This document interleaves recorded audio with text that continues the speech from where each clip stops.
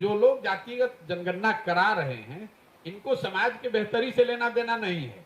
ये तो एक अंतिम दाव खेले हैं कि समाज को फिर जातियों में बांटकर एक बार किसी तरह चुनाव की नैया पार लग जाए।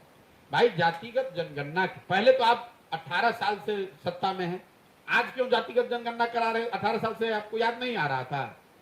दूसरी बात, अगर जातिगत जनगणना आप करा रहे हैं, जनगणना आपके विषय का, राज्य सरकार का विषय ही नहीं है। आप जनगणना नहीं करा रहे हैं, आप सर्वे करा रहे हैं। सर्वे करा रहे हैं। जनगणना तो केंद्र सरकार का विषय है और सर्वे और जनगणना में जमीन आसमान का फर्क है, क्योंकि सर्वे का कोई लीगल सैंक्टिटी नहीं है। इस बात को कभी सरकार ने स्पष्टता से नहीं बताया कि सर्वे का जो रिजल्ट आएगा उसकी मान्यता क्या होगी। उसकी मान्यता तो कुछ है नहीं, कुछ जानकारी। तो सर्वे तो राज्य सरकार कभी भी करा सकती है। और अगर मान लीजिए आपने करा भी लिया, अगर उसको लीगल सैंक्टिटी मिल भी गई, तो जातियों की जनगणना होने मात्र से लोगों की जिंदगी तो सुधरेगी नहीं।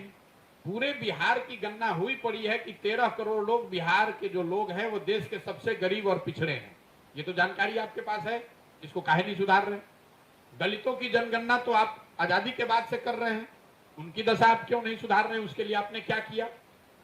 मुसलमानों की जनगणना करी हुई है, दलितों के बाद बिहार में सबसे ज्यादा गरीबी और फटेहाली से मुसलमान भाई जूझ रहे हैं, उनके लिए आपने क्या किया? आप किसी गांव में चले जाइए, जो दलित टोले हैं, जो मुसलमानों के इलाके हैं, वहां आपको आंख से दिखता है कि कितनी ज्यादा गरीबी, बदहाली, फटेहाली है। तो ये जनगणना कराने और जो जनगणना के विरोध में जो लोग हैं, मैं उनको सुझाव दूंगा कि आप विरोध मत कीजिए। क्यों विरोध कर रहे हैं? भाई समाज में कोई वर्ग अगर सही मायनों में पीछे छूटा हुआ है, उसकी संख्या ज्यादा है और उसकी गणना हो रही है, सरकार सर्वे करा रही है, तो कराने दीजिए। ये तो सरकार आपको उलझा रही है कि आप लग जाइए, आधे लोग लग जाए जनगणना के पक्ष में, आधे लोग लग जाए जनगणना के विरोध में। कोई इसकी चर्चा ही ना करे कि बिहार में पढ़ाई हो रहा है कि नहीं, कि रोजगार हो रहा है कि नहीं। सब जाति में फिर आग लगा के अपना एक बार रोटी सेक के एक बार फिर मुख्यमंत्री बन जाए।